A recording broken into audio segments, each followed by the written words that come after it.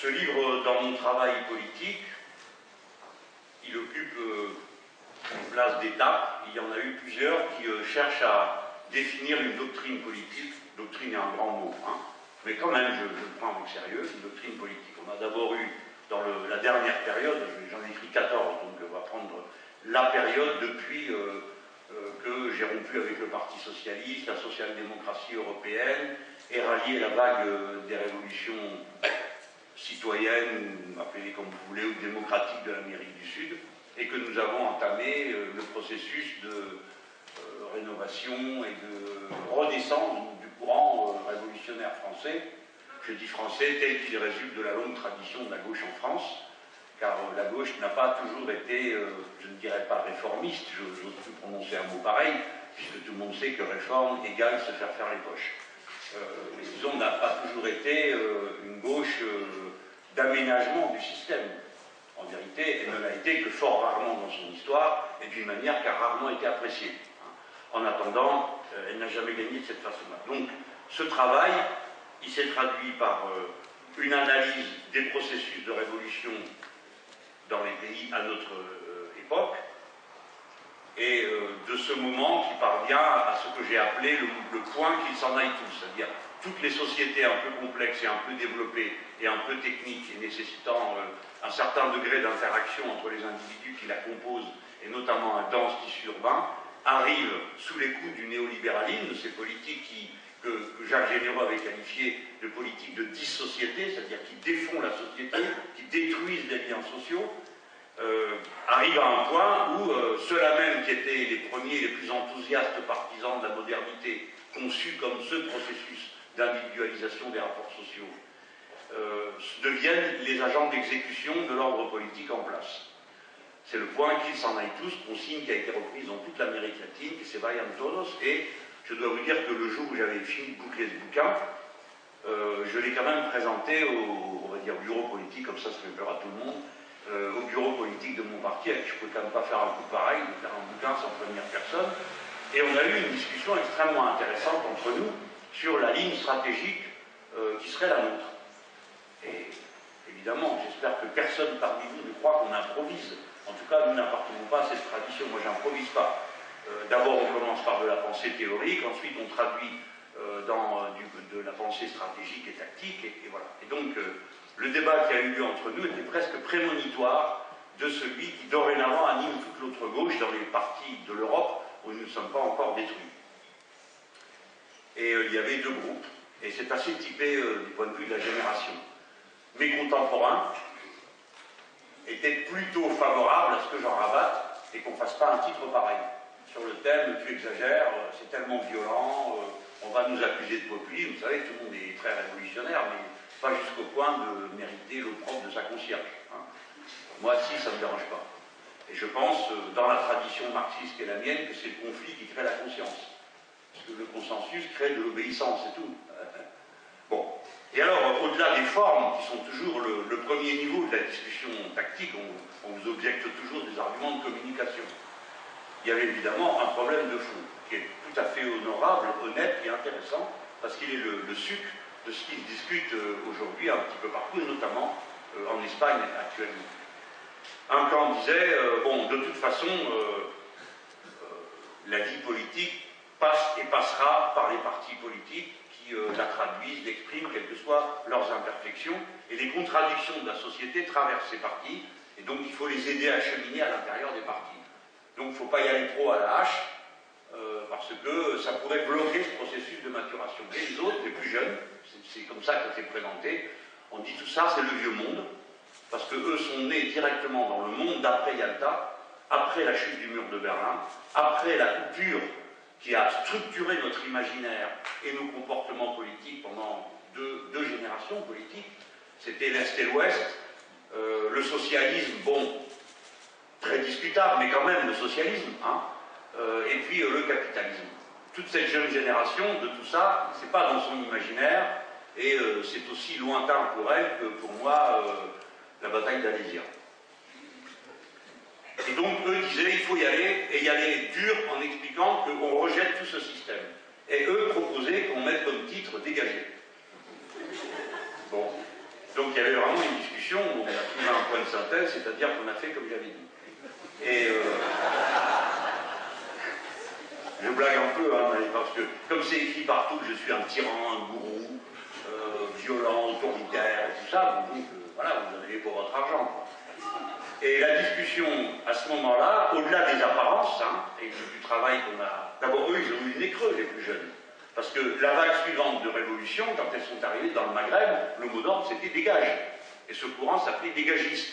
Hein, c'est celui qu'il y a eu en Tunisie, puisque c'est là que le processus de révolution citoyenne a été le plus chimiquement pur par rapport à d'autres pays où le processus de révolution citoyenne a été interrompu par la guerre civile, qui naturellement change complètement la nature du processus révolutionnaire, le défigure et l'anéantit, pour être clair. Bon, il n'y a plus de trace de révolution citoyenne dans la guerre civile libyenne actuelle, et il n'y en a pas non plus dans la guerre civile syrienne, hein, pour prendre ces exemples.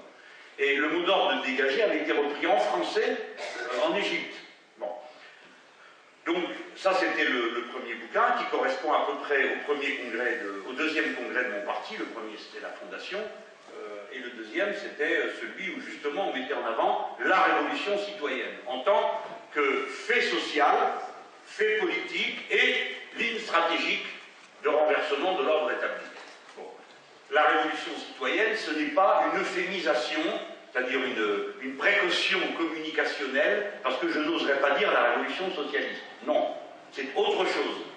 La révolution citoyenne intègre les tâches de la révolution socialiste, mais elle les reformule dans un nouveau cadre qui est l'acteur principal est le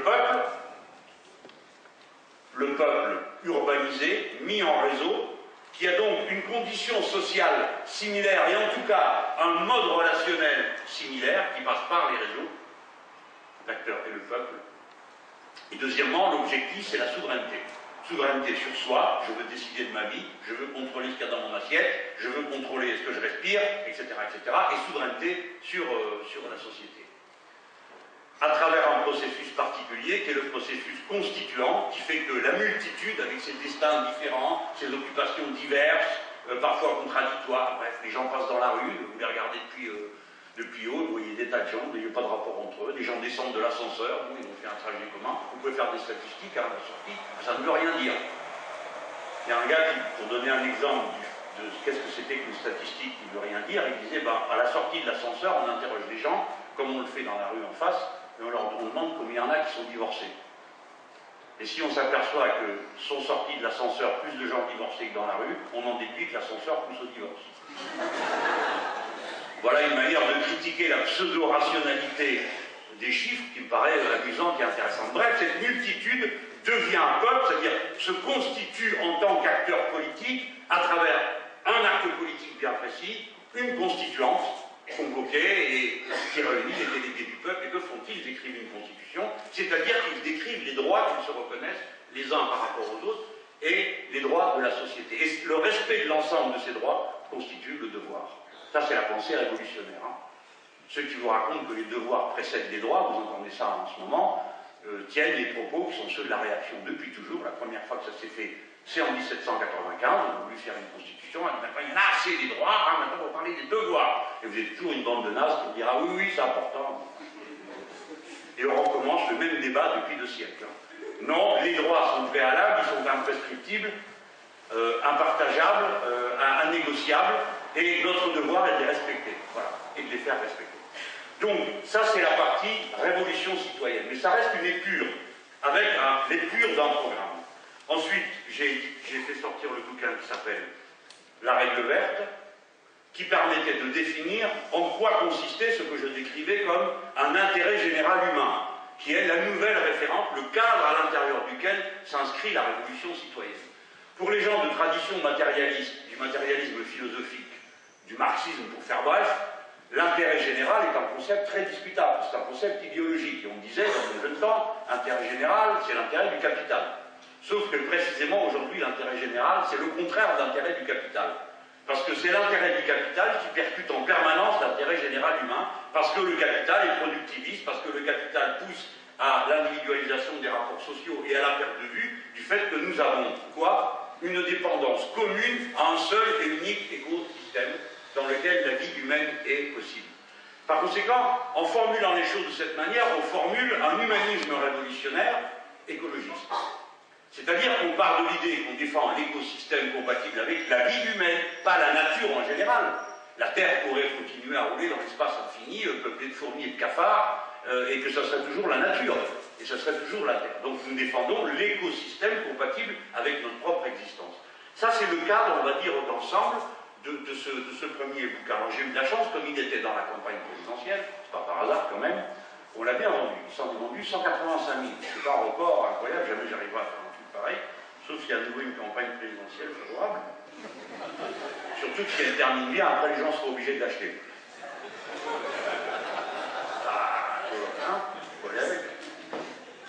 Et après la règle verte, j'ai fait le bouquin qui s'appelle L'ère du peuple, qui décrit ce que je viens de vous dire, c'est-à-dire cet acteur nouveau, le peuple. Pourquoi est-il un acteur nouveau? Quelles sont les conditions dans lesquelles les biens communs vont devenir une préoccupation et la défense des biens communs, une préoccupation élémentaire.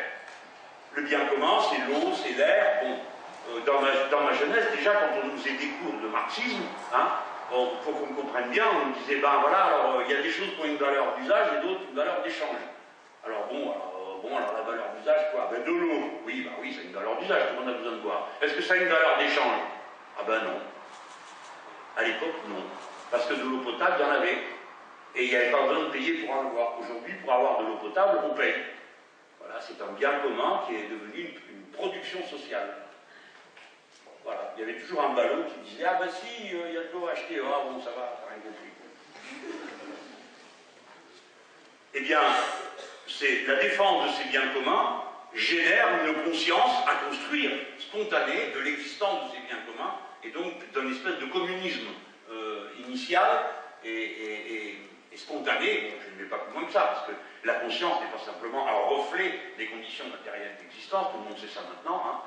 Ça aussi, on s'est bien trompé, hein, ceux qui sont de ma génération. On prenait l'exemple, on disait, on est conditionné par l'ordre établi. Alors on prenait comme exemple Pavlov et son chien, sauf qu'on n'est pas des chiens, et que personne n'est conditionné. Nous adhérons avec enthousiasme aux normes dominantes, parce que nous sommes bourrés de publicité, nous sommes bourrés d'objets dont le mode d'emploi conditionne des relations sociales particulières, crée des désirs et des frustrations qui nous font adhérer au système. Nous voulons ressembler à ceci ou cela, être vécus de telle ou telle manière, et surtout pour ceux qui sont dans cette salle, enfants ou parents ou grands-parents de la classe moyenne, vous savez que la classe moyenne n'existe pas. Ça n'a pas de statut social. Si ça existe par une chose, un niveau de revenu moyen et des consommations ostentatoires, qui vous décrivent dans votre appartenance à une catégorie sociale. Donc, la mécanique interne de la classe moyenne se définissant par des consommations ostentatoires, la pousse au productivisme. L'intelligence du système est de pousser à ça continuellement. Bref, dans l'ère du peuple, c'est ce mécanisme-là que j'essaye de décrire. Et là, j'arrive à quelque chose d'un peu plus compliqué, qui est la place de l'organisation politique des nations. Alors ça ne se présente pas comme ça, mais vous êtes venus pour participer à l'université populaire, donc je ne vais pas vous raconter de salade. C'est à ça, évidemment, que je voudrais que beaucoup de camarades réfléchissent. Je sais très bien comment ça commence. Hein. À peine le livre était-il sorti que beaucoup de gens qui ne l'avaient pas lu m'ont immédiatement accusé de germanophobie. Parce que me balancer des sauts de bouillasse fait partie du truc. Quoi. Chacun des intérêts différents. Les socialistes, on comprend pourquoi. Il faut absolument qu'ils éliminent tout le monde avant l'élection présidentielle parce qu'ils ne veulent pas qu'il y ait quelqu'un en face de François Hollande qui puisse lui tenir tête. Des poussières, ils veulent bien, mais pas quelque chose qui représente des millions de gens qui ont une pensée claire. Et nous, ça fait depuis 2012 qu'on travaille à construire, qui existe déjà, hein, une pensée claire parce que beaucoup d'entre vous s'instruisent tout seuls en lisant, en cherchant, en parlant avec les copains, tout ça. Et puis on cristallise. Donc ça, c'est ça qu'il faut éliminer. Pour ça, comme pour l'instant, on a un porte-parole visible, en l'occurrence votre serviteur, il faut le démolir. Le démolir, quoi qu'il arrive, quoi qu'il dise, quoi que je fasse. Bon, ça fait partie de la lutte. Des fois, c'est très pénible pour moi aussi, parce qu'après on me dit « Ah, t'as vu ton Mélenchon, ce qu'il a dit ?» L'autre, il n'a rien vu, il n'est pas au courant, il n'a pas compris la moitié des choses qu'on dit contre moi, mais ça fait rien, il répète, ça fait genre. Et ainsi de suite. Alors, je dis que je m'oppose à la guerre contre la Russie, on me réplique que on me rend pas en putinien. Mais pourquoi serais-je putinien? Est-ce qu'il y a une raison pour laquelle je pourrais être putinien? Est-ce qu'il y a une raison? On peux m'en citer une. Alors s'ils en ont trouvé une, je suis prisonnier de vieux archétypes anti-américains. Oh, c'est pas si vieux que ça. C'est pas un archétype, c'est une réalité. Les Américains constituent une puissance dominante, agressive, nocive, belliciste et antipopulaire. Et à l'heure à laquelle je vous parle, ils sont en train d'agiter leurs marionnettes en Équateur pour essayer de provoquer un coup d'État. D'accord? Mais après, on fait les coups d'État avec les nazes qu'on a sous la main. Là, ils ont les riches qui viennent se battre contre une loi sur l'héritage. Bon, je ne sors pas trop du sujet, mais c'est quand même, je suis déjà sorti. Mais c'est pour dire que le livre, évidemment, a été immédiatement accueilli, et puis il y a certains qui ont fait du zèle pour des raisons qui concernaient leur propre trajectoire. Moi, je n'ai pas compris pourquoi Cécile Duflot me compare à Déroulède à propos de ce livre. Maintenant, je pense que parmi vous, vous l'avez lu. Qu'est-ce qu'il y a là-dedans de nationaliste? Il n'y a pas une ligne. Qu'est-ce qu'il y a là-dedans d'anti-allemand? Rien. Puisque je décris au contraire que le fait que les premières victimes de tout ça, ce sont les Allemands eux-mêmes, avec leurs 13 millions de pauvres et le reste de ce que je décris. Alors, maintenant, je vous raconte comment l'idée vient au point de départ. D'abord, c'est le traitement qui est fait à la Grèce. Mon indignation n'est pas morale seulement, elle est morale. Et elle est philosophique. Enfin, on n'a pas fait l'Europe pour ça. Mais je vous signale qu'il y avait eu un coup de semonce extrêmement violent de donner avec Chypre. Et vous vous rappelez qu'à l'époque, François Delapierre avait traité le ministre des Finances de salopard. Un salopard, comment vous parlez? Quelle honte, il ne faut pas parler comme ça. Je ne sais pas comment il faut qu'on leur parle. Il faudrait leur dire, Monseigneur, le très gentil, magnifique et très intelligent Pierre Moscovici a peut-être pas servi la France et ses intérêts en se comportant de cette manière. Qu'est-ce qu'on a fait à Chypre? On leur amène un mémorandum de réforme structurelle. Il n'y a pas un député, même un qu'ils auraient pu acheter, un de droite, ou un pourri quelconque, là, qui aurait levé la main comme un animal qu'il est. Même pas un vote le mémorandum. C'est extraordinaire. Et on leur impose de force le mémorandum en leur coupant les liquidités, c'est-à-dire Chypre n'a plus d'argent. Ça a été fait sous vos yeux, ça. Il n'y avait pas besoin d'être un aigle de stratégie politique pour comprendre ce qu'il faisait sur Chypre. Parce que Chypre était hors d'état de se défendre, et qu'une fois qu'il l'aurait fait à Chypre et que tout le monde est d'accord, donc on le fait aux autres. Et maintenant, on nous l'a rendu à la Grèce. Mes amis, demain, c'est notre tour. Ou celui de l'Espagne. Car dans la géopolitique a toujours commandé à la politique. Quand le gouvernement allemand parle du Club Med, comme ils disent, il parle de qui? De l'Italie, d'abord de la France, deuxième puissance économique, de l'Italie, troisième puissance économique, de l'Espagne, quatrième puissance économique du vieux continent, c'est-à-dire directement de ses concurrents. Voilà de quoi on parle, quand on regarde de haut le Club Med. Donc vous voyez que tout ça, c'est pas que du vocabulaire, ce sont des réalités de rapport de force. Donc le bouquin, premier élément, qu'est-ce qui donne l'autorité à des gens de parler comme ça aux Grecs? Qu'est-ce qui fait qu'un chat au bleu, le ministre de l'économie et des finances, peut se permettre de parler comme ça? Et devant tout le monde. C'est que quelque part, un argument de propagande est passé, c'est qu'il y a un modèle qui marche. Une bonne façon de faire de l'économie, une bonne façon de faire tourner un pays, c'est le modèle allemand. Et on nous a saoulés avec le modèle allemand. Alors maintenant, je vois à Libération, qui j'avais eu l'occasion de me taper dessus, je lui rends bien d'ailleurs, on verra que je durerai plus longtemps que Libération. Et bon, on dit, oui, bah, il n'y avait pas besoin, on l'avait déjà dit. Ben, très bien, si on l'a déjà dit, pourquoi m'engueuler? C'est le rôle d'un responsable politique, me semble-t-il, de faire des synthèses et de les proposer comme des objets politiques. Donc, si tout le monde est d'accord pour dire que c'est une imposture, je m'étonne qu'on s'en prenne un mot aussi violemment, et surtout qu'on se soit tu avec autant de zèle quand des gens comme François Hollande va au congrès du SPD et dit « Vous avez fait des bonnes réformes en Allemagne, de M. Schröder, il faudrait qu'on les fasse en France. » Et tout le monde acclame ce réalisme. Et quand Nicolas Sarkozy dit moi je fais le truc qui marche en Allemagne, et puis après il rentre à la maison, il va au meeting, il raconte n'importe quoi. Il dit nous on n'a pas inventé la Shoah, nos enfants ils n'ont pas envie d'aller en Allemagne, ils vont en Angleterre. C'est pas moi qui ai dit ça. Moi il n'y a rien de tout ça dans mon livre. Rien, c'est lui. Mais là c'est délicieux. C'est poli, c'est modéré. Et pareil, alors c'était le concours d'imbécilité. Le journal Le Monde dit « Mélenchon, enfin, c'est insupportable, il dessert sa cause avec ses excès. Il dit que le gouvernement allemand déporte les personnes âgées. » Mais oui, c'est vous qui avez écrit le journal Le Monde, c'est pas moi. Je l'ai lu dans votre journal. Et c'est un syndicaliste allemand qui a parlé de déportation.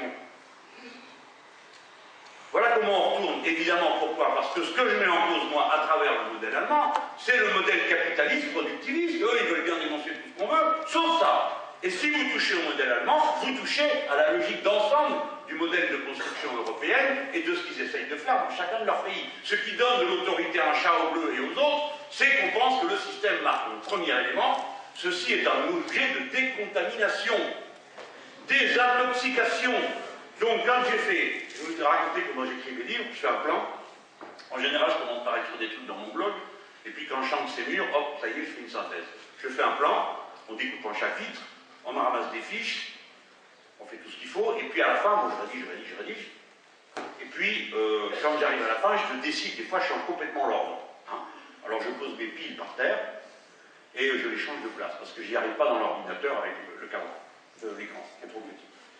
Et donc je me suis dit, moi, normalement, lors de l'exposé logique, je commence par vous expliquer ce qu'est le cœur de la politique du gouvernement allemand et pourquoi et comment. Et après, bon, j'ai commencé à l'inverse, j'ai commencé par l'écologie, pour vous montrer le bilan désastreux de tout ça. Alors évidemment, il y a un ton qui est moqueur. Le livre commence en disant, ceci est un pamphlet par un ouvrage savant. Parce que je suis modeste. Bon, j'ai emprunté beaucoup à des gens qui ont travaillé très sérieusement. J'ai emprunté à Guillaume Duval, qui a fait le bouquin le Made in Germany, et j'ai emprunté beaucoup à Bruno Audin, qui est un journaliste de l'humanité, qui est vraiment le spécialiste le plus intéressant et le plus percutant des relations sociales en Allemagne, et puis plein d'autres choses un petit peu partout. Dans les livres des uns et des autres, je reconnais que c'était une recherche intéressée. Je cherchais ce que je voulais trouver, comme disait Picasso. On ne cherche pas, on trouve. Donc je commence par l'écologie pour vous montrer, parce que bon, ça part d'une image un peu piquante, on s'imagine les Allemands en train de respirer l'air pur dans leur belle forêt de sapin, aussi bien appliqués que leur bagnole, hein, et j'ai dit, bah tout ça c'est une légende, ça n'existe pas. Bon voilà le bilan du modèle écologique allemand. Ben, c'est l'agro-business, c'est quand même eux les inventeurs des systèmes d'élevage de masse, des fermes de 1000 vaches et ainsi de suite. Pour vous dire, je vous raconte quelque chose qui est presque un secret de fabrication. J'avais mis les vaches en camp de concentration. Et nos collaborateurs m'ont dit, tu ne peux pas faire ça. Parce que ça va encore faire des histoires qu'on ne va pas contrôler, donc il faut mettre autre chose. Bon, très bien, on enlève. Je comprends que ça puisse choquer, donc je comprends que ça puisse vraiment choquer. Donc j'ai mis les vaches en boîte à sardines. Apparemment, ça choque moins. Les sardines n'ont pas tant d'avis que ça. Bon, bref, personne n'en a dans sa famille. Voilà. Alors, je montre le rôle de l'agro-business, je montre comment c'est eux les inventeurs du manger dégueulasse, la malbouffe à pas cher, quelle boîte ça concerne, et puis je montre le poids de l'industrie chimique allemande, où ils ne se sont même pas donné le mal de changer ni les propriétaires, ni les noms, ni les actionnaires, de ceux qui avaient inventé tout ce qui a servi à tout ce que vous savez pendant la guerre. Et ce sont les deux grands groupes chimiques allemands qui, aujourd'hui, sont ceux qui poussent aux OGM. C'est eux qui ont fait pression jusqu'à ce que l'Europe autorise les OGM. Parce qu'ils mettent des cultures OGM en circulation qui nécessitent des quantités qui, en quelque sorte, libèrent l'usage des pesticides. Alors nous, on entend dire, ah ben non, on fait des OGM pour qu'il n'y ait pas de pesticides. Erreur totale. Ils font des OGM qui rendent certaines espèces résistantes aux pesticides. Ce qui veut dire que les autres ne le sont pas, donc on les arrose à mort. Et quand on les arrose à mort, on ne détruit pas sa propre culture. Ça, c'est ça le système. Bon, je vais aller vite parce que sinon il y en a pour 2 heures. Mais c'est donc, premier élément, les éléments du vécu. Et puis évidemment, je prends le fait qu'ils ont arrêté le nucléaire pour passer au charbon. Et le charbon, le pire de tous, le limite. Qui fait qu'aujourd'hui, c'est l'Allemagne qui est le premier émetteur de CO2 de toute l'Europe. Le deuxième échec, la deuxième imposture, hein, donc ce n'est pas un modèle écologique d'organisation de la société, ce n'est pas non plus un modèle social. Mais ça c'est pareil, ils ont du mal à le croire. Vous leur dites, ne le crois pas. Quand je dis qu'il y a des jobs à 1 euro en Allemagne, il y a plein de gens qui ne croient pas que c'est vrai. Je crois que j'exagère. Non, à 1 euro. Si vous avez refusé une offre d'emploi, vous êtes obligé, sinon vous perdez toutes vos prestations sociales, d'accepter un job, fût-ce à 1 euro. Et il y a des jobs à 1 euro. Vous allez travailler pour 1 euro de l'heure. Voilà. Évidemment que ça provoque un effondrement de la rémunération moyenne, et c'est comme ça que vous pouvez avoir dans le même pays des gens qui viennent faire tourner des abattoirs à 3 euros de l'heure, des gens qui à côté travaillent à 1 euro, et des 12 millions de pauvres, incluant dedans la moitié de travailleurs pauvres. avec des salaires à 450 €, vous regarderez sur les petites bandes, mes camarades ont fabriqué des choses très excitantes, des petites vidéos un peu provocantes, et on voit une brave dame, parce que c'est une jeune femme d'ailleurs, elle est là, elle dit, bon, ben, moi ça fait 5 ans que je travaille là, bon, je suis contente, mais j'estime que quand même, je pourrais être un peu augmenté, parce que je gagne 450 € mensuels, et bon, pour le nombre de... Vous n'en revenez pas. Elle travaille pour 450 €, elle est contente d'avoir du boulot et d'avoir 450 €. Il y a une espèce de discipline qui a été inculquée, que les gens font supporter n'importe quoi. Évidemment, c'est l'emploi féminin qui est le plus maltraité, ça c'est dans toute l'Europe, mais là, ça prend une tournure particulière, parce que dans l'échec, là, j'évoque très rapidement le niveau de la rémunération sociale, avant d'expliquer comment ça s'est fait, mais l'autre échec, c'est évidemment, bon, à quoi vous jugez du succès d'une société? Si vous êtes les marioles de commentateurs économiques de la radio, de la télé, de la presse écrite, c'est ils ont vendu des grosses bagnoles, des voitures, des machines-outils, parce que le but dans la vie, c'est de vendre des voitures et des machines-outils. Vous-même, la nuit, vous vous couchez en disant comment vais-je vendre des bagnoles et des machines-outils. Le dimanche, vous êtes là, nostalgique, pensant aux bagnoles que vous allez vendre. Qu'est-ce que c'est que cette vision du monde? Il y a des petites choses simples, des petits bonheurs simples. C'est justement cela qui sont refusés. Et moi, je continue à considérer que le problème de la natalité a à voir avec l'idée qu'on se fait du futur et du bonheur. Alors, comme on m'a posé toutes les questions, y compris les plus offensantes, on m'a dit « Ah, vous êtes devenu nataliste !» En quoi vouloir avoir des enfants, c'est être nataliste? Non, être nataliste, c'est obliger les gens à avoir des enfants quand ils n'ont pas envie, surtout les femmes, hein, ou vouloir, je ne sais pas quoi, fixer des quotas de nombre d'enfants par femme. Avoir des enfants, ça paraît être une aspiration que tout le monde ne partage pas, mais qui est assez naturelle. Et vous avez le droit de vous interroger dans une société, il y a plus de gens qui meurent que de gens qui naissent. Alors c'est ça leur situation. Et c'est pas moi qui le dis, c'est eux. À la une de Spiegel qui dit une nation est en train de mourir, parce qu'à chaque fois qu'ils ont des statistiques, c'est déplorable. Et quand vous regardez ce que le standard de vie moyen, là je persiste, hein, mais avec bonheur, ben voilà, tous les ans il y a 25 000 jeunes Allemands qui quittent l'Allemagne. Pourtant c'est le pays le plus riche, il y a du boulot pour tout le monde, nanana, mais non, bon. Apparemment, ça ne leur convient pas. D'accord, j'ai exagéré. J'aurais pas dû dire, mais personne n'aurait fait attention à ce que je disais, comme je l'ai dit une fois, j'ai dit qui a envie d'être allemand? Pas les Allemands eux-mêmes, ceux qui sont s'en vont, et les autres qui naissent pas. Ben bon, c'est une des façons de percer le blindage. Vous faites une blague comme ça, alors il y a eu ma photo partout dans la presse allemande avec pour que tout le monde comprenne bien, alors j'ai les cheveux comme ça sur la tête, j'ai la bouche ouverte comme ça, et les mains encrochées, je sais pas où ils m'ont eu comme ça, mais c'est facile à faire. Hein. Alors comme ça, tout le monde comprend bien, même l'imbécile de base, il comprend que je suis vraiment un Français dégoûtant, et en rouge, ce qui explique tout. Alors, c'est un problème que ce rapport à soi-même et à la vie en commun. Après, la question des personnes âgées, alors on me dit, mais en France, c'est pas mieux aussi, mais c'est pas le sujet. Je ne fais pas un bouquin sur la France, je fais un bouquin sur le modèle qu'on nous propose. On a compris qu'en France, rien n'est bien, tout est de travers, le peuple est incapable, sont des feignants qui se la coulent douce, avec des avantages sociaux qui vont à Pôle emploi ramasser des indemnités colossales en échange du fait qu'ils ne fichent rien. Ça, on le sait. D'ailleurs, on nous le répète tous les jours, donc comme ça, on est fixé. Et là, c'est un bouquin sur le modèle. Donc si c'est un modèle, pour moi, ce n'est pas un modèle, une société où il n'y a pas d'enfants, et où les personnes âgées, on ne peut pas les accueillir, on les exporte. C'est pas moi qui ai dit exporter, c'est le monde. Et le syndicaliste allemand a dit qu'on les déporte. Et il dit, c'est pas juste d'envoyer à l'extérieur les gens qui ont construit le pays et la richesse telle qu'elle est là. Là aussi, j'essaye d'aller le plus vite possible. Pour moi, donc, ça, ce sont des signaux d'un échec. Je ne suis pas d'accord avec ce type de société, et comme je ne pense pas que ce type de société soit lié à une espèce d'essence allemande, c'est pas lié au fait que parce que les gens sont allemands, donc ils n'aiment pas les enfants, donc ils ne s'occupent pas des personnes âgées, etc. C'est parce que c'est un système économique et social que je vais décrire, et de dire voilà pourquoi c'est comme ça. Et dans le modèle que vous nous proposez, voilà comment les gens sont traités. Donc vous voyez bien que c'est le contraire d'un discours ethniciste ou nationaliste ou germanophobe. C'est le contraire. Ça met au contraire en avant ce que nous avons en commun, notre commune humanité. Enfin, l'échec économique. Là, c'est plus dur encore. Parce que dans tout ça, en gros, et d'après la propagande de Mme Merkel, ça serait dû aux travailleurs allemands qui travaillent dur pendant que les autres la coulent douce. Et vous la voyez, elle, qui n'est pas gênée du tout de critiquer les autres, il n'y a pas un chef de gouvernement qui oserait faire ça. Qui au congrès de son parti dit, ah ben c'est pas normal, que bon, on travaille beaucoup et on part à la retraite plus tard, pendant qu'il y en a d'autres qui travaillent moins et qui partent à la retraite plus tôt. Le Portugal, l'Espagne et l'Italie et la Grèce devraient faire des efforts. C'est inouï. Vous imaginez, moi, pour 10 fois moins que ça, je me fais traiter de tous les noms. Mais elle peut, c'est charmant, c'est vrai, sauf que tout est faux. Et je vais vous dire, c'est tellement faux que je suis de mauvaise foi. Parce que quand on regarde le nombre d'heures travaillées par salarié et qu'on compare ça, je me permets de vous le dire, ça ne veut rien dire. Parce que c'est quoi le modèle? Ceux qui travaillent le plus sont les plus gros bosseurs? Non, c'est ceux qui ont les moins bonnes machines.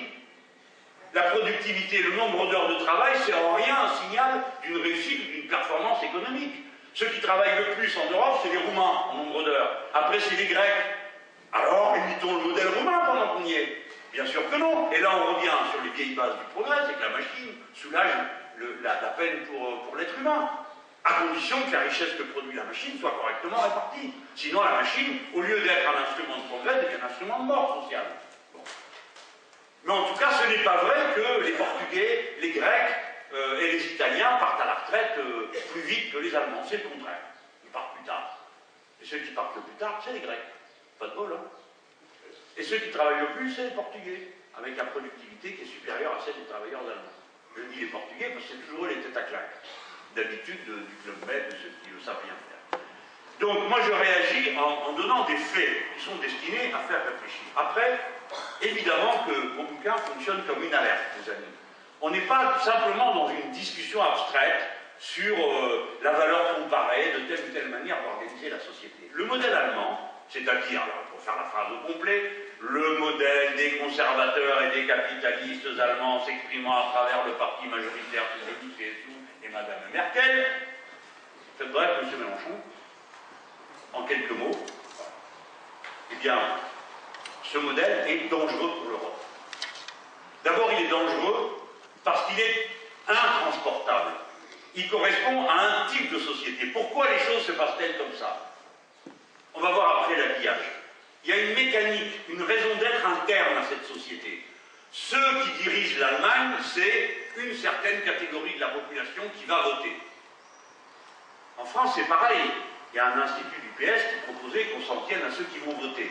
En disant, les abstentionnistes, les milieux populaires, de toute façon, ils sont ingrats, on les laisse tomber, ça ne nous intéresse pas. C'est la fondation Terra Nova qui a proposé ça.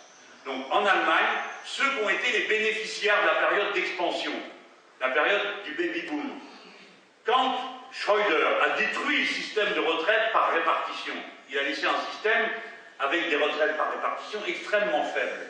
La classe moyenne supérieure, ceux qui gagnaient bien leur vie, qu'ils soient contremaîtres, ouvriers hautement spécialisés ou ingénieurs, etc., est passé sur les régimes par capitalisation. Je ne vous fais pas l'injure de décrire à cette salle la différence qu'il y a entre les deux. Mais quand vous dépendez pour votre retraite du régime par capitalisation, vous n'avez pas du tout les mêmes réactions que ceux qui dépendent d'un régime par répartition. Quand vous êtes par répartition, vous avez intérêt à ce qu'il y ait un maximum de gens qui bossent, si possible qu'ils aient de bons salaires, parce qu'ils vont mettre de bonnes cotisations, qui vont profiter à ceux qui sont à la retraite au moment où ils sont à la retraite. C'est pas pour rien qu'on a défendu le système de répartition. C'est pas seulement parce qu'il est plus stable et plus raisonnable et moins coûteux que le système par capitalisation, c'est parce qu'il induit un mode de relation entre les gens. Le système par capitalisation, c'est l'inverse. Il faut à tout prix que les boîtes dégagent le plus possible de profit pour le donner en dividende, pour que ça vous vienne dans votre pension, ça ne tombe pas du ciel. Donc, si vous préférez les dividendes, vous préférez à quoi? Vous ne pouvez pas tout faire en même temps. Les dividendes plutôt que les bons salaires.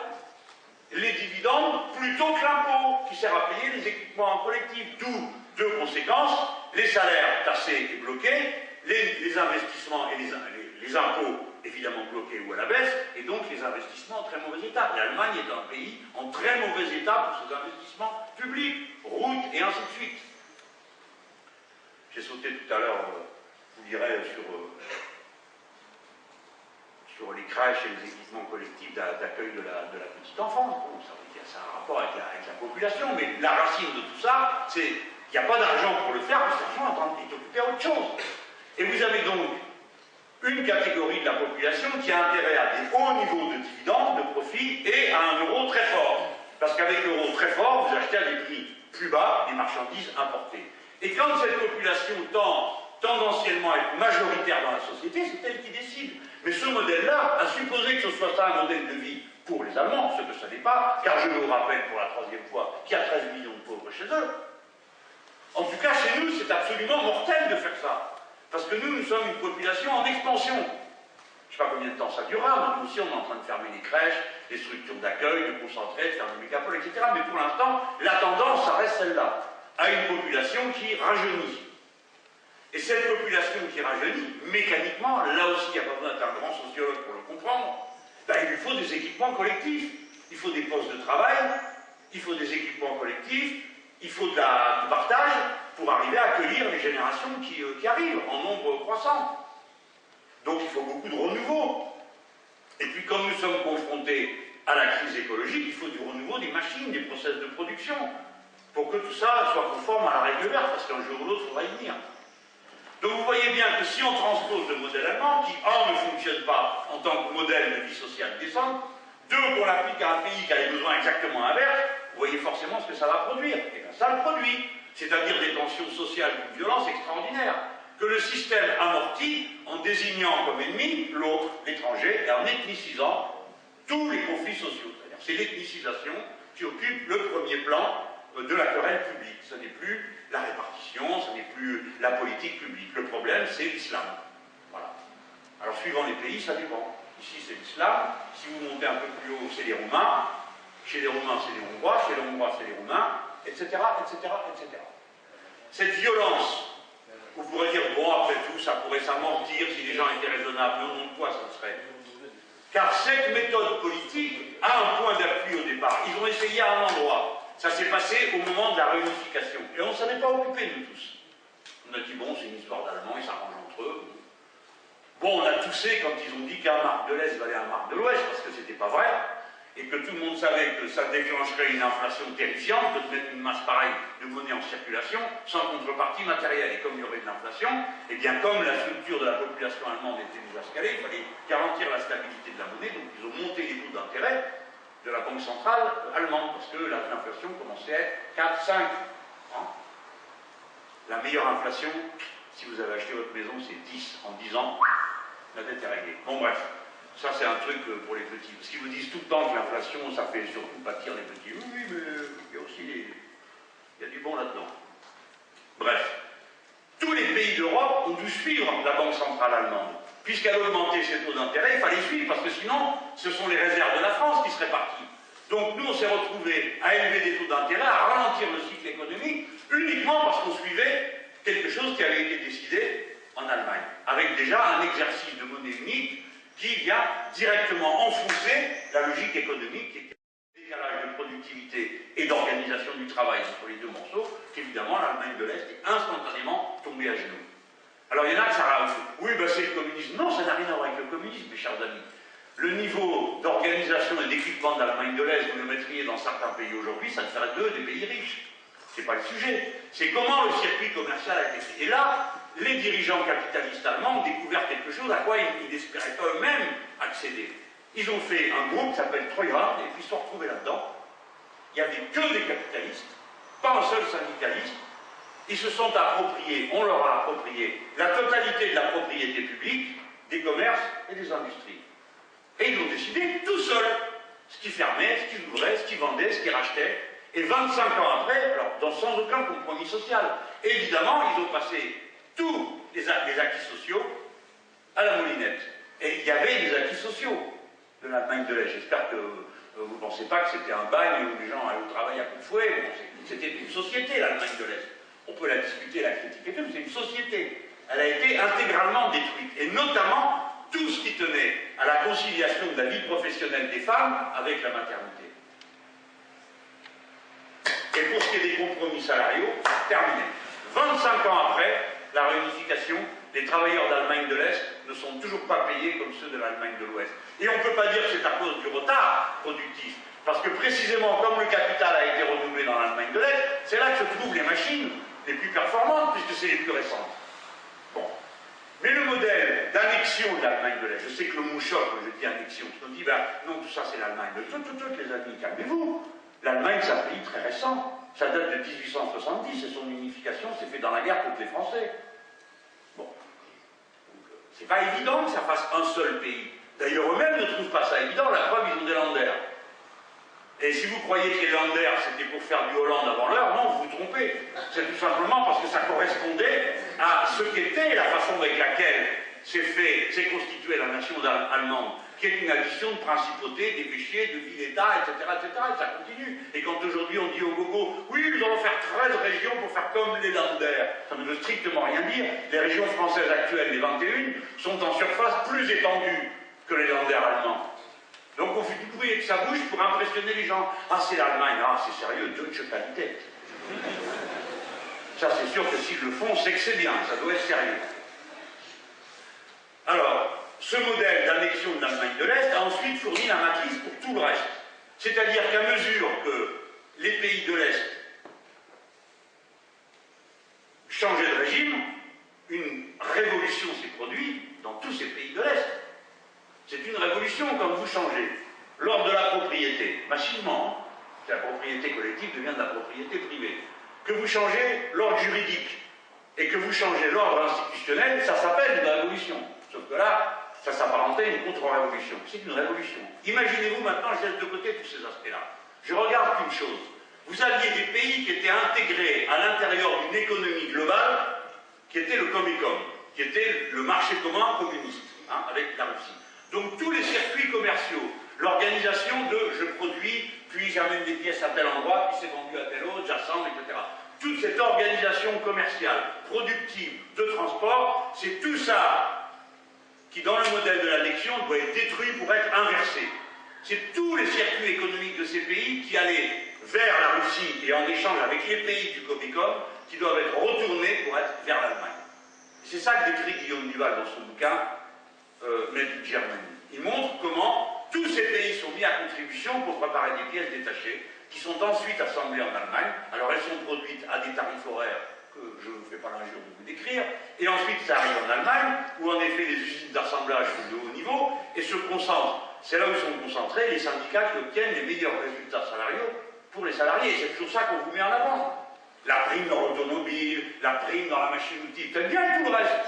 Et tout le reste, ils ne font pas que des machines, outils et des bagnoles en Allemagne. Il y a plein d'autres choses, il y a des commerces, il y a plein de choses. Alors là, effondrement des salaires en moyenne. Donc vous voyez tout ça, une cohérence. C'est pas une affaire de drapeau, c'est une organisation. Et voici ce que j'ai à dire aux camarades. Vous ne pouvez pas dénoncer le productivisme, le capitalisme.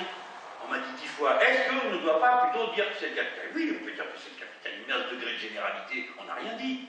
On peut dire que c'est le capitalisme, c'est l'égoïsme, oui, là c'est l'humanité, quoi. Ça ne veut plus rien dire.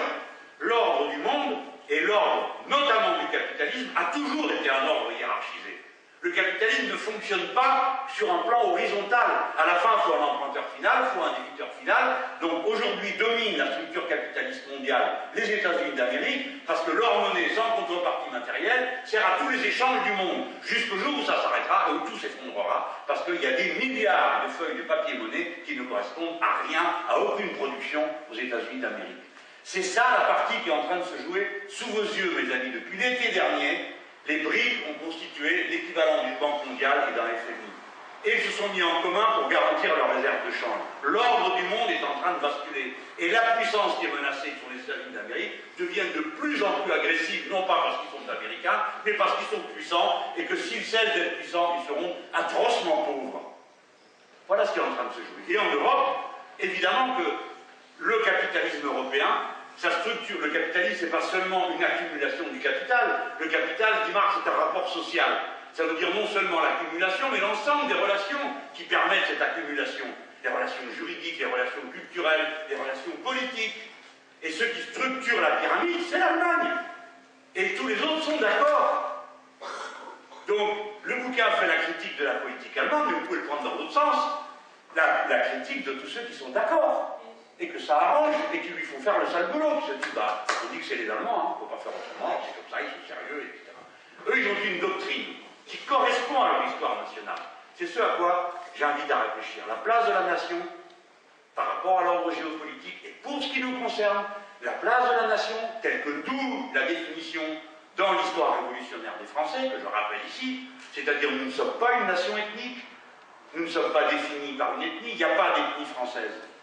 Nous ne sommes même pas décrits par une langue. Il y a 29 pays qui parlent le français comme langue officielle. Alors par quoi? La religion non plus, il y en a 5 chez nous. Qu'est-ce que ça peut bien être? Qu'est-ce qui fait qu'on est français? Un document administratif, la carte d'identité. et un contrat politique qui se partage avec l'humanité entière, liberté, égalité, fraternité. Ça se partage avec tout le monde. Sur le bâtiment allemand, il y a écrit « Deutschen Volk », au peuple allemand. Mais peuple, folk, c'est le folk au sens ethnique du terme, c'est une conception ethnique de la nation. Et comme il domine, il projette sur la construction européenne cette vision du Volksgeist, c'est-à-dire l'esprit du peuple. Qu'est-ce que ça peut bien être? L'esprit du peuple en Europe, avec des gens qui ne parlent pas allemand. La plupart ne parlent pas allemand. En fait, à part les Allemands, personne ne parle allemand. Oui, mais c'est quand même un fait. Et eux, pour eux, ça les percute, ça les fait réfléchir. Le Volksgeist qu'ils proposent, c'est le christianisme. Et les premiers agents de l'Europe et chrétienne, c'est le gouvernement allemand. Mais comme lui, il est sérieux, il va au bout de ses idées. À chaque réunion, on revient avec ça. Les Français, ils sont désinvoltes, ils sont pusillanimes. Dès qu'ils disent quelque chose, ils se sentent coupables de dire quelque chose.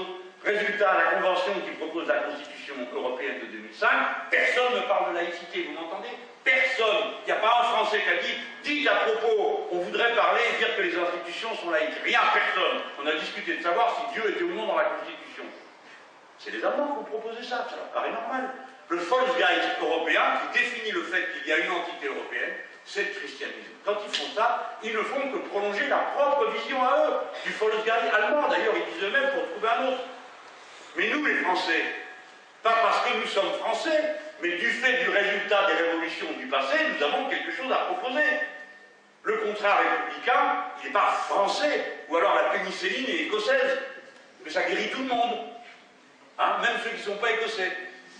Pourtant, c'est là-bas qu'on l'a inventé, je sais pas si c'est en Irlande ou en Écosse, mais enfin tout le monde comprend ce que je veux dire. Par conséquent, liberté, égalité, fraternité, ça ne fait pas en français, ça fait un rapport social et politique qui est une autre manière d'organiser la société. Après, on dit liberté jusqu'au bout, liberté individuelle, émancipation, etc., etc. Égalité jusqu'au bout, fraternité jusqu'au bout. Voilà. Comment vous faites des Deutschen Volk jusqu'au bout? Eh bien, on l'a déjà vu, figurez-vous. Et on le verra à chaque fois que quelqu'un voudra faire d'une ethnie un principe politique, ou d'une religion un principe politique. C'est toujours fini par des massacres. Toujours. Il n'y a pas d'exception. Voilà pourquoi le nationalisme porte la guerre en lui. Tout le temps, toujours. Parce que le nationalisme suppose une essence impartageable. Seul le républicanisme révolutionnaire ne propose pas une essence et propose au contraire le partage.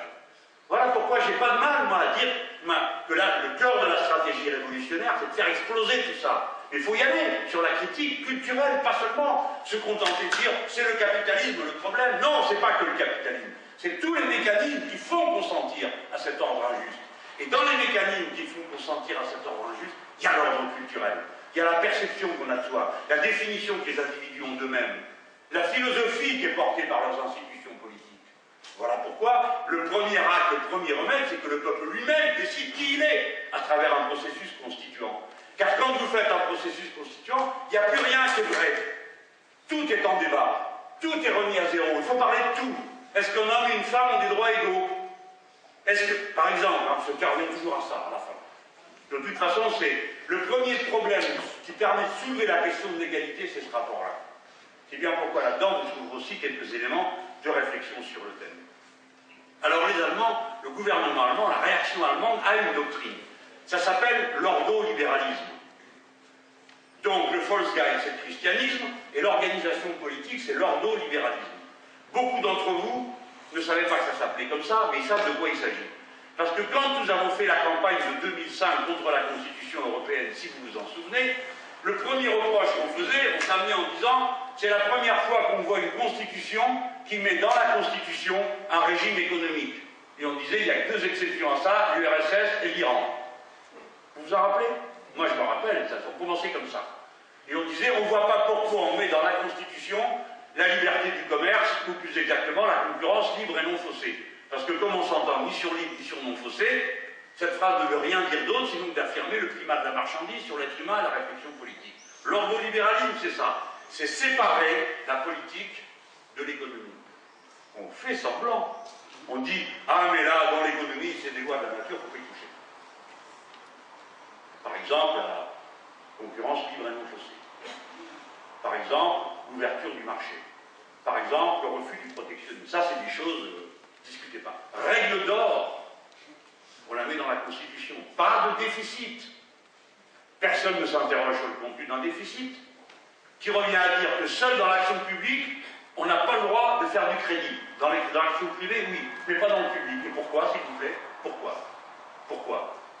Vous voyez, à travers des... Alors, voilà comment ça s'appelle, l'ordolibéralisme. C'est ça que je mets en avant. Donc, ce que j'essaye de vous dire, c'est que c'est à ça qu'on va s'affronter. Et vous pouvez jouer du violon comme vous voulez, à la fin, vous êtes autour d'une table avec M. Charles-Bleu. Et vous vous appelez Alexis Tsipras. Et vous pesez 2% de l'économie de l'Europe. Et vous avez des gens qui prétendent vous sauter sur la tête. Et vous avez le journal Le Monde, qui est un journal modéré, comme vous savez, puisqu'il est partisan de la guerre en Afghanistan, en Syrie, en Libye, au Yémen, au Mali, en Centrafrique, en Ukraine, en Géorgie et en Moldavie. C'est un journal modéré qui est partisan de 9 guerres. Et moi, je suis un excessif, agressif et enragé qui n'en veut aucune. Eh bien, vous avez ce journal qui vous titre à la une, M. Tsipras défie les Européens, parce que lui, les Asiatiques, Tsipras, donc c'est comme on comprend, il défie les Européens. Donc ces gens-là ont décidé une coupure. Vous voyez bien ce qui est en train de se passer. Mais maintenant, c'est eux qui sont pris à leur piège. Donc j'avais bien raison de vous dire que la force d'un pays, des fois, c'est sa dette. Parce que peut-être qu'ils croient qu'ils vont pouvoir se manger 320 milliards de dettes. Mes amis, alors ils vont vous faire peur en disant « Ah, vous devez tous 600 euros, la faute à qui? La faute à qui? Vous ne paierez les 600 euros que si on met la Grèce en défaut. Parce que comme il y a un mécanisme européen de stabilité financière, que la Banque centrale a racheté tous les types de dettes privées pour se les mettre dans sa poche, que ça lui rapporte 1,9 milliard d'euros qu'ils n'ont toujours pas rendus à la Grèce, parce que la Banque centrale n'a pas le droit de prêter à la Grèce, mais elle a le droit d'encaisser les dividendes des titres de dette de la Grèce. C'est pas mal, non, comme trouvaille? Eh bien, 320 milliards, il faudra les payer si vous mettez la Grèce en défaut, parce que c'est le mécanisme européen de stabilité financière. J'espère que vous vous en rappelez, parce que j'ai perdu un temps fou à vous expliquer ça en pleine campagne des présidentielles, si vous vous en souvenez. Voilà, pendant ce temps-là, de quoi parler France 2 et toute la France? De la viande à l'Inde, parce que ça, c'est un sujet. Tandis que le mécanisme européen de stabilité financière, eh bien ça, c'était pas un sujet. C'est trop technique, ça fait tuer 5% d'audience, d'accord? Toutes ces questions, on a enfumé, roulé les gens, on leur a menti, on les a amusés avec des sujets angoissants, comme la viande à l'âle, le fric molle et le reste dans les cantines. Eh bien, mes camarades, il faudra payer s'ils mettent la Grèce en défaut. Et tout d'un coup, ils s'aperçoivent qu'ils n'ont pas envie de payer et qu'ils ne veulent pas mettre la Grèce en défaut. Donc, Tsipras leur cède des trucs, par exemple le contrôle des riches. Il demande à l'Allemagne de rendre la liste des gens qui ont touché des pots de vin sur la vente des sous-marins, parce qu'au passage, on découvre qu'au premier plan de stabilité, tout ça, parce que les Grecs dépensent plus qu'ils peuvent, etc., il y avait des sous-marins allemands dedans, il fallait qu'ils achètent, pour avoir droit à avoir les sous du FMI. Ok? Donc, maintenant ils en sont là, et là, c'est la comédie en ce moment. On s'attend à un Grexit, eh bien allez-y, faites-le. Là, je vais finir, je vous raconte une histoire de la bouche du cheval, ou presque. Madame Merkel rencontre M. Xi Jinping, oui, qui est le président de la République populaire de Chine. Et ils viennent à discuter de l'Europe. Alors, on dit, vous avez des problèmes en ce moment? Oui, nous avons des problèmes, dit Madame Merkel. Alors, on va voir l'Europe, la Grèce. Alors, nos économistes pensent que peut-être que la Grèce n'aurait pas dû intégrer l'euro. Et nos économistes pensent qu'ils devraient faire un effort. Et nos économistes pensent que sinon, il aurait dû peut-être qu'ils soient, etc. Xi Jinping dit oui, c'est très intéressant, et nous devons tenir compte de ce que disent les économistes parce que c'est très intéressant, ils apportent beaucoup d'idées, donc nous devons tenir compte parce que c'est intéressant. Mais autre chose qui est très intéressant, c'est ce que nous disons nous. Et nous disons que nous avons 25% de nos réserves en euros, et nous n'avons pas envie que la géographie de l'euro change. Voilà pour les Chinois, autant pour les autres briques. Alors allez-y! Changez la géographie de l'euro. Allez, nous voulons voir comment vous allez vous y prendre. Donc, premièrement, vous allez vous enquiller 320 milliards à payer cash, alors que si on fait comme je dis moi, on ne paye rien. Pas parce qu'on vole, mais tout simplement parce qu'on écrit la Grèce paiera dans 100 ans. Donc, tous les papiers que vous avez, non mais attendez, écoutez-moi, c'est comptable. Tous les papiers que vous avez dans vos comptes, ils valent. Parce que personne n'a dit qu'ils valent rien, on vous dit qu'il sera payé dans 100 ans. Si vous avez du 1% par an, dans 100 ans, tout ça ne vaut plus rien. Vous avez annulé la dette. Je prends un exemple caricatural. qui est un résumé, etc. Mais c'est pour vous dire, il ne faut pas raconter qu'il n'y a pas d'issue technique. Il y en a. D'ailleurs, l'argent qui a été prêté à la Grèce n'existe pas. C'est de l'argent des banques, et l'argent des banques n'existe pas. Ils ne vous prêtent pas de l'argent qu'il a, une banque. Ils vous prêtent de l'argent que vous allez transformer en valeur matérielle. C'est un peu compliqué à comprendre, il ne faut pas expliquer ça à la télé. Puis comme ce n'est pas la télé qui le fait, personne n'est au courant. Mais les banques n'ont jamais eu plus de 8%, et ils trouvent ça écrasant de ce qu'elles prêtent. Quand elles vous prêtent 100, elles n'ont que 8 dans la caisse. Tout le reste, c'est pourquoi il y a des licences bancaires. Tout le monde n'a pas le droit de prêter aux autres de l'argent qu'il invente. Donc ça, c'est ce qui est en train de se passer en ce moment. Et ce sont les Américains qui aussi prennent peur, qui ont un intérêt à ça, mais qui disent, attendez, mais vous allez tout faire sauter si vous mettez l'euro en danger. Donc la suite va être très intéressante. Bon, moi il faut que j'arrête, parce que sinon je ne parle pas en 2 heures. J'ai déjà 1 heure de passer. Ça fait déjà 1 heure? C'est extraordinairement bref. Bon. Allez, maintenant vous avez la parole, et je vous demande de bien m'excuser, parce que je suis un peu parti dans des digressions. Mais je pense que ça aide à comprendre des matières qui sont un peu arides, hein, sinon. Et puis, bon, moi j'ai mis de l'humour dans ce livre. Hein. Alors, j'ai même lu dans le journal Le Monde que je vais. J'ai écrit là, Madame Merkel s'en bat les couettes. Mais comme ils ne savent plus quoi inventer pour me taper, il y en a un qui écrit les féministes apprécieront. Eh ben oui, ballot, parce que justement c'est une vanne féministe. C'est à la place de je m'en bats autre chose. D'accord? Bon, ben voilà. C'est pour vous dire que j'ai essayé d'y mettre de l'humour pour que le livre se laisse lire. Et le plus beau compliment qu'on m'ait fait, c'est qu'on m'ait dit que ça se laissait lire. Hein. Parce que sinon, si vous n'allez pas acheter un livre 10 € pour lire 200 pages de thèse sur le développement de l'Allemagne, et ainsi de suite. À la fin, vous verrez, ça vous plaît ou ça ne vous plaît pas, mais je l'aurais dit. Je raconte qu'il y a un fil rouge qui court l'histoire. Le fil rouge, il vient de loin dans l'histoire humaine, et en particulier dans l'histoire de l'Antiquité. La question a toujours été la même. Quelle est la légitimité d'un pouvoir? Au début, c'est facile. La légitimité d'un pouvoir, c'est mon revolver, c'est ma massue, c'est mon épée, et puis d'ailleurs, et comme ça ne suffit pas, je vous donne des coups parce que c'est Dieu qui m'en donne l'autorité.